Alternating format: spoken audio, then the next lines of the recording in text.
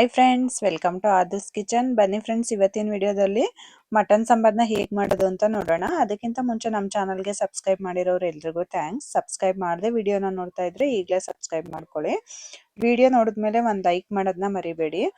ಈಗ ಮಟನ್ ಸಾಂಬಾರ್ನ ಹೇಗೆ ಮಾಡೋದು ಅಂತ ನೋಡೋಣ. ಒಬ್ಬೊಬ್ರು ಸಾಂಬಾರ್ ಮಾಡೋದು ಒಂದೊಂದು ರೀತಿ ಇರುತ್ತೆ. ನಾನಿವತ್ತು ಸ್ವಲ್ಪ ಡಿಫ್ರೆಂಟ್ ಆಗಿ ಮಟನ್ ಸಾಂಬಾರ್ನ ಮಾಡ್ತಾ ಇದ್ದೀನಿ. ಇದು ರುಚಿನೂ ಕೂಡ ತುಂಬಾನೇ ಅದ್ಭುತವಾಗಿರುತ್ತೆ.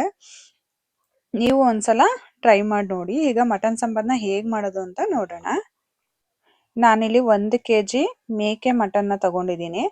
ನೀವು ಕುರಿ ಮಟನ್ನು ಅಥವಾ ಮೇಕೆ ಮಟನ್ ಯಾವ್ದನ್ನ ಯೂಸ್ ಮಾಡ್ತೀರಾ ಅದನ್ನೇ ತಗೋಬಹುದು. ಚೆನ್ನಾಗಿ 2-3 ಸಲ ವಾಶ್ ಮಾಡಿ ಇಟ್ಕೊಂಡಿದ್ದೀನಿ. ಈಗ ಒಂದು ಮಿಕ್ಸಿ ಜಾರಿಗೆ ಒಂದು ದಪ್ಪ ಸೈಜಿಂದ 2 ಈರುಳ್ಳಿನ ದಪ್ಪದಾಗಿ ಕಟ್ ಮಾಡಿ ಹಾಕೊತಾ ಇದ್ದೀನಿ.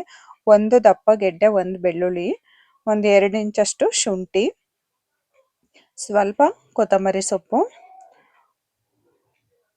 ಸ್ವಲ್ಪ ಪುದೀನ ಸೊಪ್ಪು. ನೋಡಿ, ನಮ್ಮನೆ ಹಿತ್ತಲಲ್ಲೇನೆ ಬೆಳೆದಿರೋ ಅಂತ ಪುದೀನ ಫ್ರೆಶ್ ಆಗಿದೆ. ಪುದೀನ ಸೊಪ್ಪನ್ನ ಜಾಸ್ತಿ ಕೂಡ ಹಾಕೋಬಾರ್ದು, ಸ್ವಲ್ಪನೇ ಹಾಕೊಳ್ಳಿ, ಫ್ಲೇವರಿಗೆ ಅಷ್ಟೇನೆ. ಒಂದು ಅರ್ಧ ಟೀ ಸ್ಪೂನ್ ಅಷ್ಟು ಅರಿಶಿನ ಪುಡಿ. ಇದೆಲ್ಲದನ್ನು ನುಣ್ಣಗೆ ರುಬ್ಕೋಬೇಕು. ತರಿಯಾಗಿರಬಾರ್ದು, ಫುಲ್ ನೈಸಿಗೆ ರುಬ್ಕೊಳ್ಳಿ. ನೋಡಿ, ಈ ಥರ ಫುಲ್ಲು ನುಣ್ಣಗೆ ರುಬ್ಕೋಬೇಕು. ನೋಡಿ, ಈ ಥರ ನೈಸ್ ಪೇಸ್ಟ್ ಆಗಿ ರುಬ್ಕೋಬೇಕು. ಈಗ ನಾನು 7 ಲೀಟ್ರ್ ಕುಕ್ಕರ್ನ ಇಟ್ಕೊತಾ ಇದ್ದೀನಿ. ನಾನಿಲ್ಲಿ ಒಂದು 4 ಜನಕ್ಕೆ ಆಗೋವಷ್ಟು ಸಾಂಬಾರ್ನ, ಅಂದರೆ ಮಧ್ಯಾಹ್ನಕ್ಕೆ ಮಾಡ್ತಾ ಇದ್ದೀನಿ. ಮಧ್ಯಾಹ್ನಕ್ಕೆ ಮಾಡಿದ್ರೆ ಮಧ್ಯಾಹ್ನ ಮತ್ತು ನೈಟಿಗೆ 2 ಟೈಮ್ಗೂ ಸೇರಿಸಿ 4 ಜನಕ್ಕೆ ಆಗೋವಷ್ಟು ಸಾಂಬಾರ್ನ ಮಾಡ್ಕೊತಾ ಇದ್ದೀನಿ. ಇಲ್ಲಿ ಒಂದು 3-4 ಸ್ಪೂನ್ ಅಷ್ಟು ಎಣ್ಣೆನ ಹಾಕೊಂಡಿದ್ದೀನಿ. ಈಗ ರುಬ್ಕೊಂಡಿರೋ ಅಂಥ ಮಸಾಲೆನ ಹಾಕೊಳ್ಳೋಣ. ಮಟನಲ್ಲಿ ಸ್ವಲ್ಪ ಫ್ಯಾಟ್ ಜಾಸ್ತಿ ಇದ್ರೆ ಎಣ್ಣೆನ ಸ್ವಲ್ಪ ಕಡಿಮೆ ಹಾಕೊಳ್ಳಿ. ಫ್ಯಾಟು ಫುಲ್ಲು ಕಡಿಮೆ ಇದ್ರೆ ಎಣ್ಣೆನ ಸ್ವಲ್ಪ ಜಾಸ್ತಿ ಹಾಕೊಳ್ಳಿ. ನಿಮಗೆ ತೊಳಿವಾಗ್ಲೇನೆ ಗೊತ್ತಾಗ್ಬಿಡುತ್ತೆ ಫ್ಯಾಟ್ ಜಾಸ್ತಿ ಇದೆಯಾ ಇಲ್ವಾ ಅಂತ. ಅದು ನೋಡ್ಕೊಂಡು ನೀವು ಎಣ್ಣೆನ ಹಾಕೋಬೇಕಾಗುತ್ತೆ. ಈಗ ಈರುಳ್ಳಿ, ಬೆಳ್ಳುಳ್ಳಿ, ಶುಂಠಿ ಎಲ್ಲ ರುಬ್ಕೊಂಡಿದ್ವಲ್ಲ, ಆ ಪೇಸ್ಟನ್ನ ಹಾಕಿ ಒಂದು 2-3 ನಿಮಿಷ ಮೀಡಿಯಂ ಫ್ಲೇಮಲ್ಲಿ ಚೆನ್ನಾಗಿ ಫ್ರೈ ಮಾಡ್ಕೋಬೇಕು. ಅದು ಸ್ವಲ್ಪ ಹಸಿ ವಾಸನೆ ಹೋಗೋವರೆಗೂ ಎಣ್ಣೆಯಲ್ಲಿ ಚೆನ್ನಾಗಿ ಫ್ರೈ ಮಾಡ್ಕೋಬೇಕು. ಒಂದು 2-3 ನಿಮಿಷ ಫ್ರೈ ಮಾಡ್ಕೊಂಡು ಆಗಿದೆ. ಈಗ ನಾನು ತೊಳೆದಿಟ್ಕೊಂಡಿರೋ ಅಂಥ ಮಟನನ್ನು ಸೇರಿಸ್ತಾ ಇದ್ದೀನಿ. ಮಟನ್ನು ಕೂಡ ಒಂದು 2-3 ಸಲ ಚೆನ್ನಾಗಿ ವಾಶ್ ಮಾಡ್ಕೋಬೇಕು. ನೋಡಿ, ಮಟನಲ್ಲೂ ಸ್ವಲ್ಪ ಫ್ಯಾಟ್ ಜಾಸ್ತಿ ಇದೆ, ನಿಮಗೆ ಗೊತ್ತಾಗ್ತದೆ ನೋಡಿ. ಆ ವೈಟ್ಗೆಲ್ಲ ಇದೆಯಲ್ಲ, ಅದು ಮಟನಲ್ಲೇನೆ ಫ್ಯಾಟ್ ಎಲ್ಲ ಅಂಟ್ಕೊಂಡಿದೆ. ಹಾಗಾಗಿ ಸ್ವಲ್ಪ ಎಣ್ಣೆನೇ ನಾನು ಕಡಿಮೆನೇ ಹಾಕೊಂಡಿದ್ದೀನಿ. ಮಟನ ಸೇರಿಸಾದ್ಮೇಲೆ ಈ ಥರ ಚೆನ್ನಾಗಿ ಮಿಕ್ಸ್ ಮಾಡ್ಕೋಬೇಕು. ಒಗ್ಗರಣೆಯಲ್ಲಿ ನಾವು ಎಷ್ಟು ಚೆನ್ನಾಗಿ ಮಟನ್ನ ಫ್ರೈ ಮಾಡ್ಕೊತೀವಿ, ಸಾಂಬಾರ್ ಟೇಸ್ಟ್ ಕೂಡ ಅಷ್ಟೇ ಚೆನ್ನಾಗಿರುತ್ತೆ. ಕೆಲವರು ಈ ಥರ ಶುಂಠಿ ಬೆಳ್ಳುಳ್ಳಿ ಪೇಸ್ಟ್ ಹಾಕಿ ಮಟನ್ ಹಾಕಿದ ತಕ್ಷಣ ತುಂಬ ಹೊತ್ತು ಫ್ರೈ ಮಾಡ್ಕೊಳ್ಳೋದಿಲ್ಲ, ತಕ್ಷಣ ಮಸಾಲೆನ ಹಾಕ್ಬಿಡ್ತಾರೆ. ಆವಾಗ ಟೇಸ್ಟ್ ಬೇರೆ ಥರನೇ ಇರುತ್ತೆ. ರುಚಿಗೆ ತಕ್ಕಷ್ಟು ಉಪ್ಪು ಹಾಕೊಳ್ಳಿ. ಉಪ್ಪನ್ನ ಸ್ವಲ್ಪ ಕಡಿಮೆನೇ ಹಾಕೊಳ್ಳಿ ಇವಾಗ. ಆಮೇಲೆ ಮಸಾಲೆನ ಹಾಕಿದ್ಮೇಲೆ ಇನ್ನು ಸ್ವಲ್ಪ ಉಪ್ಪನ್ನ ಸೇರಿಸ್ಕೋಬೋದು. ನಾನು ಆಗಲೇ ಹೇಳ್ದಾಗೆ ನೀವು ಶುಂಠಿ ಬೆಳ್ಳುಳ್ಳಿ ಪೇಸ್ಟ್ ಹಾಕಿದ ತಕ್ಷಣ ಮಟನ್ ಹಾಕ್ತೀರಲ್ವಾ, ಒಂದು 5-10 ನಿಮಿಷ ಕೂಡ ನೀವು ಮೀಡಿಯಂ ಫ್ಲೇಮಲ್ಲಿ ಇಟ್ಟು ನಿಧಾನಕ್ಕೆ ಫ್ರೈ ಮಾಡ್ಕೊಂಡು ಅದು ಎಣ್ಣೆ ಎಲ್ಲ ಬಿಟ್ಕೊಳ್ಳುತ್ತಲ್ಲ ಒಗ್ಗರಣೆದೆ, ಆಗ ಸಾಂಬಾರು ತುಂಬಾ ರುಚಿಯಾಗಿರುತ್ತೆ. ನೀವು ತಕ್ಷಣ ಮಟನ್ ಹಾಕಿದ ತಕ್ಷಣ ಮಸಾಲೆನ ಸೇರಿಸ್ಬಿಟ್ರೆ ಸಾಂಬಾರ್ ಟೇಸ್ಟು ಅಷ್ಟು ಚೆನ್ನಾಗಿ ಬರೋದಿಲ್ಲ. ಹಾಗಾಗಿ ನಿಧಾನಕ್ಕೆ ಫ್ರೈ ಮಾಡ್ಕೊಳ್ಳಿ. ಈಗ ನಾವು ಆಗಲೇ ಶುಂಠಿ ಬೆಳ್ಳುಳ್ಳಿ ಎಲ್ಲ ರುಬ್ಕೊಂಡಿದ್ವಲ್ಲ, ಅದೇ ಮಿಕ್ಸಿ ಜಾರಿಗೆ ನಾನಿಲ್ಲಿ 2 ಟೊಮೊಟೊನ ಸೇರಿಸ್ತಾ ಇದ್ದೀನಿ. ಕೆಲವರು ಟೊಮೊಟೊನ ಮಟನ್ ಸಾಂಬಾರಿಗೆ ಹಾಕಲ್ಲ, ಕೆಲವರು ಹಾಕ್ತಾರೆ. ನಾನಿಲ್ಲಿ ಹಾಕ್ತಾ ಇದ್ದೀನಿ, 2 ಟೊಮೊಟೊನ ಹಾಕ್ಕೊತಾ ಇದ್ದೀನಿ. ಅದಕ್ಕೆ ನಾನು ಒಂದು 3 ಸ್ಪೂನಷ್ಟು ಸಾಂಬಾರ್ ಪುಡಿನ ಸೇರಿಸ್ತಾ ಇದ್ದೀನಿ.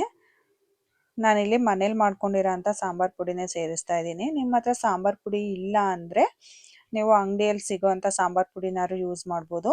ಇಲ್ಲ ಅಂದರೆ ಧನಿಯಾ ಮತ್ತು ಚಿಲ್ಲಿ ಪೌಡ್ರನ್ನು ಕೂಡ ಯೂಸ್ ಮಾಡ್ಬೋದು.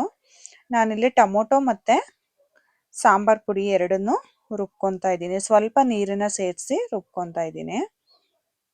ನಾನು ಆಗಲೇ ಹೇಳಿದೆ ಸ್ವಲ್ಪ ಡಿಫ್ರೆಂಟಾಗಿ ಮಾಡ್ತಾ ಇದ್ದೀನಿ ಮಟನ್ ಸಾಂಬಾರನ್ನ ಅಂತ. ನಾನು ಈಗಾಗಲೇ ತೋರಿಸ್ತಿರೋ ಅಂಥ ವಿಡಿಯೋಗಳಲ್ಲಿ ತೆಂಗಿನಕಾಯಿ ಸಾಂಬಾರ್ ಪುಡಿ ಎಲ್ಲ ಒಟ್ಟಿಗೆ ರುಬ್ಬಿ ಮಾಡಿರೋದನ್ನ ತೋರಿಸಿದ್ದೆ. ಈಗ ಟೊಮೊಟೊ ಮತ್ತು ಸಾಂಬಾರ್ ಪುಡಿ ಅಷ್ಟನ್ನೇ ರುಬ್ಕೊಂಡಿದ್ದೀನಿ. ನೋಡಿ, ನಿಮಗೆ ಕಾಣಿಸ್ತಾ ಇದೆ ಅಲ್ವಾ, ಸೈಡಲ್ಲೆಲ್ಲ ಚೆನ್ನಾಗಿ ಎಣ್ಣೆ ಬಿಟ್ಕೊಂಡಿದೆ ನೋಡಿ. ಈ ಥರ ಚೆನ್ನಾಗಿ ಎಣ್ಣೆ ಬಿಡಬೇಕು ಒಗ್ಗರಣೆಯಲ್ಲಿ ಮಟನು. ಆಗ ಸಾಂಬಾರ್ ರುಚಿ ತುಂಬ ಚೆನ್ನಾಗಿರುತ್ತೆ. ನೋಡಿ ಸೈಡಲ್ಲೆಲ್ಲ ಕಾಣಿಸ್ತಾ ಇದೆ ಅಲ್ವಾ ಎಣ್ಣೆ ಬಿಟ್ಕೊಂಡಿರೋದು. ಈಗ ನಾನು ಟೊಮೊಟೊ ಮತ್ತು ಸಾಂಬಾರ್ ಪುಡಿನ ರುಬ್ಕೊಂಡಿದ್ನಲ್ಲ ಆ ಮಸಾಲೆನ ಹಾಕೊತಾ ಇದ್ದೀನಿ. ಅದೇ ಮಿಕ್ಸಿ ಜಾರ್ನ ತೊಳೆದು ಸ್ವಲ್ಪ ನೀರನ್ನ ಸೇರಿಸ್ಕೊತಾ ಇದ್ದೀನಿ. ನೋಡಿ ಜಾಸ್ತಿ ನೀರು ಹಾಕೋಬೇಡಿ. ನೀವು ಹಾಕೊಂಡಿರೋ ಸಾಂಬಾರ್ ಪುಡಿ ಇದಕ್ಕೆ ಎಷ್ಟು ಬೇಕೋ ಅಷ್ಟು ನೀರನ್ನ ಸೇರಿಸಿ ನೋಡಿ ಇಷ್ಟು ಕನ್ಸಿಸ್ಟೆನ್ಸಿಲಿ ಹಾಕೊಂಡ್ರೆ ಸಾಕಾಗುತ್ತೆ. ನೀವು ಇವಾಗ ಗಟ್ಟಿ ತೆಳ್ಳಗಾದ್ರೂ ಏನು ತೊಂದರೆ ಇಲ್ಲ. ನಾವು ಲಾಸ್ಟಿಗೆ ಮತ್ತೆ ಮಸಾಲೆ ಹಾಕಿದಾಗ ಅದು ಹದ ಸರಿ ಹೋಗುತ್ತೆ. ಇನ್ನೂ ಸ್ವಲ್ಪ ನೀರು ಹಾಕಿದ್ರೂ ಕೂಡ ನಡೆಯುತ್ತೆ. ನಾನು ಈಗ ಸಾಂಬಾರ್ ಪುಡಿ ಎಲ್ಲ ಹಾಕಾದ್ಮೇಲೆ ಈಗ ಕುಕ್ಕರ್ ಲಿಡ್ನ ಕ್ಲೋಸ್ ಮಾಡ್ತಾ ಇದ್ದೀನಿ. ಯಾವುದೇ ರೀತಿ ಮಸಾಲೆನ ಸೇರಿಸಿಲ್ಲ ನಾನಿಲ್ಲಿ. ಈಗ ಕುಕ್ಕರ್ ಲಿಡ್ನ ಕ್ಲೋಸ್ ಮಾಡಿ ಒಂದು 3-4 ವಿಷಲ್ನ ಹೊಡೆಸ್ಕೊತಾ ಇದ್ದೀನಿ. ಮಟನ್ ನೋಡಿ ಎಳೆದಿದ್ರೆ ಒಂದು 2-3 ವಿಷಲೇ ಸಾಕಾಗುತ್ತೆ. ಸ್ವಲ್ಪ ಬಲ್ತಿದ್ರೆ ಒಂದು 4-5 ವಿಷಲ್ ಹೊಡೆಸ್ಕೋಬೇಕಾಗುತ್ತೆ. ಕೆಲವರಿಗೆ ತುಂಬ ಚೆನ್ನಾಗಿ ಬೆಂದಿರಬೇಕು ಮಟನ್ನು. ಇನ್ನು ಕೆಲವರು ಸ್ವಲ್ಪ ಅಂದರೆ ತುಂಬ ಕಲಸೋಗೋ ಥರ ಬೆಂದಿದ್ರೆ ಇಷ್ಟಪಡೋದಿಲ್ಲ. ನಿಮಗೆ ಯಾವ ಥರ ಬೇಕೋ ಆ ಥರ ಅಷ್ಟು ವಿಷಲ್ನ ಹೊಡೆಸ್ಕೊಳ್ಳಿ. ಈಗ ನಾನು ಅದೇ ಮಿಕ್ಸರ್ ಜಾರಿಗೆ ಒಂದು ಹೋಳು ಅಂದರೆ ಒಂದು ಮೀಡಿಯಮ್ ಸೈಜು ತೆಂಗಿನಕಾಯಲ್ಲಿ ಒಂದು ಹೋಳಷ್ಟು ತೆಂಗಿನಕಾಯಿನ ಸೇರಿಸ್ತಾ ಇದ್ದೀನಿ. ನೋಡಿ ಈ ಥರ ಮೀಡಿಯಮ್ ಸೈಜ್ ತೆಂಗಿನಕಾಯಲ್ಲಿ ಒಂದು ಹೋಳು ಫುಲ್ಲು ತೆಂಗಿನಕಾಯಿನ ಹಾಕಿದ್ದೀನಿ. 1 ಸ್ಪೂನಷ್ಟು ಹುರ್ಗಡ್ಲೆನ ಸೇರಿಸ್ತಾ ಇದ್ದೀನಿ. ಚಕ್ಕೆ ಮತ್ತು ಲವಂಗ ಒಂದೇ ಒಂದು ಏಲಕ್ಕಿನ ಹಾಕೊತಾ ಇದ್ದೀನಿ. ನಾನು ಆಗಲೇ ಟೊಮೊಟೊ ಮತ್ತು ಸಾಂಬಾರ್ ಪುಡಿನ ಅಷ್ಟನ್ನೇ ಹಾಕಿ ವಿಷಲ್ ಹೊಡ್ಸ್ಕೊಳ್ಳೋಕ್ಕೆ ಇಟ್ಕೊಂಡಿದ್ದೀನಿ. ನಾನಿಲ್ಲಿ ಸ್ವಲ್ಪ ಗಸಗಸೆನ ನೀರಲ್ಲಿ ನೆನೆಸಿ ಇಟ್ಕೊಂಡಿದ್ದೆ, ಅದನ್ನು ಕೂಡ ರುಬ್ಕೊಳ್ಳೋಕ್ಕೆ ಹಾಕೊತಾ ಇದ್ದೀನಿ. ಈ ಥರ ಮಾಡೋದ್ರಿಂದನೂ ಸಾಂಬಾರು ರುಚಿ ತುಂಬ ಚೆನ್ನಾಗಿರುತ್ತೆ. ಒಂದೇ ಒಂದು ಸಣ್ಣ ಒಂದು ಅರ್ಧ ಇಂಚಷ್ಟು ಶುಂಠಿನ ಸೇರಿಸಿದ್ದೀನಿ. ಇದನ್ನು ಕೂಡ ನುಣ್ಣಗೆ ರುಬ್ಕೋಬೇಕು.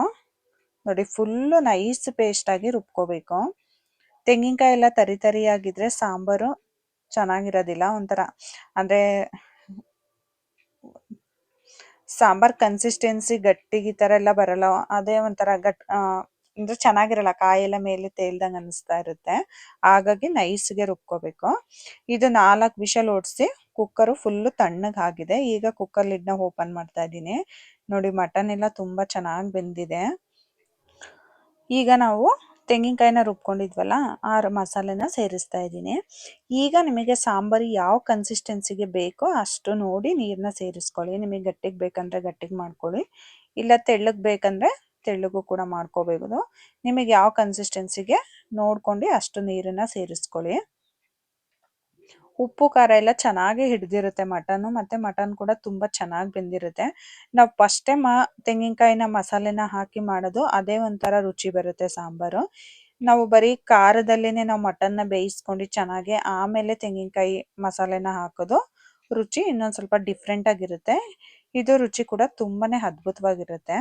ನಾವು ತೆಂಗಿನಕಾಯಿನ ರುಬ್ಕೊಂಡು ಮಸಾಲೆನ ಸೇರಿಸಿ ಆದಮೇಲೆ ಒಂದು 10 ನಿಮಿಷ ಮೀಡಿಯಮ್ ಫ್ಲೇಮಲ್ಲಿ ಚೆನ್ನಾಗಿ ಬೇಯಿಸ್ಕೋಬೇಕು. ಅದೆಲ್ಲ ಹೊಂದ್ಕೋಬೇಕು. ತೆಂಗಿನಕಾಯಿ ಅಂದರೆ ಸಾಂಬಾರು ಪುಡಿ ಇದೆಲ್ಲ ಚೆನ್ನಾಗಿ ಹೊಂದ್ಕೊಂಡು ಬೇಯಬೇಕು. ಒಂದು 10 ನಿಮಿಷ ಮೀಡಿಯಮ್ ಫ್ಲೇಮಲ್ಲಿ ಚೆನ್ನಾಗಿ ಈ ಥರ ಕುದಿಸ್ಕೋಬೇಕು. ಈಗ ನೀವು ಟೇಸ್ಟನ್ನ ನೋಡ್ಬೋದು. ಉಪ್ಪು ಅಥವಾ ಸಪ್ಪೆ ಏನಾರ ಇದ್ದರೆ ನೋಡಿ ಸರಿ ಮಾಡ್ಕೋಬೋದು. ಸಾಂಬಾರು ಕನ್ಸಿಸ್ಟೆನ್ಸಿನೂ ಕರೆಕ್ಟಾಗಿದೆ.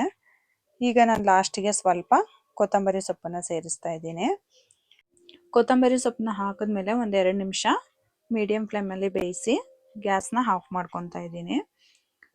ಈಗ ಮಟನ್ ಸಾಂಬಾರು ರೆಡಿಯಾಗಿದೆ. ಮಟನ್ನು ಕೂಡ ತುಂಬ ಚೆನ್ನಾಗಿ ಬೆಂದಿದೆ. ಈ ವಿಧಾನದಲ್ಲಿ ನೀವು ಒಂದ್ಸಲ ಮಟನ್ ಸಾಂಬಾರನ್ನ ಮಾಡಿ ಹೇಗಿತ್ತು ಅಂತ ಕಮೆಂಟ್ ಮಾಡಿ ತಿಳಿಸಿ. ವಿಡಿಯೋ ಇಷ್ಟ ಆಗಿದ್ರೆ ನಿಮ್ಮ ಫ್ಯಾಮಿಲಿ ಫ್ರೆಂಡ್ಸಿಗೂ ಕೂಡ ಶೇರ್ ಮಾಡಿ. ವಿಡಿಯೋ ನೋಡಿದ್ಮೇಲೆ ಒಂದು ಲೈಕ್ ಮಾಡೋದನ್ನ ಮರಿಬೇಡಿ. ಮತ್ತೆ ಒಂದು ಹೊಸ ರೆಸಿಪಿ ಜೊತೆ ಮುಂದಿನ ವಿಡಿಯೋದಲ್ಲಿ ಸಿಗ್ತೀನಿ. Thank you for watching. ಈ ವಿಡಿಯೋ ನಿಮ್ಗೆ ಇಷ್ಟ ಆಗಿದ್ರೆ ಲೈಕ್ ಮಾಡಿ, ಶೇರ್ ಮಾಡಿ, ಸಬ್ಸ್ಕ್ರೈಬ್ ಮಾಡಿ, ಮತ್ತೆ ಬೆಲ್ ಹೊಡೆಯೋದನ್ನ ಮರಿಬೇಡಿ.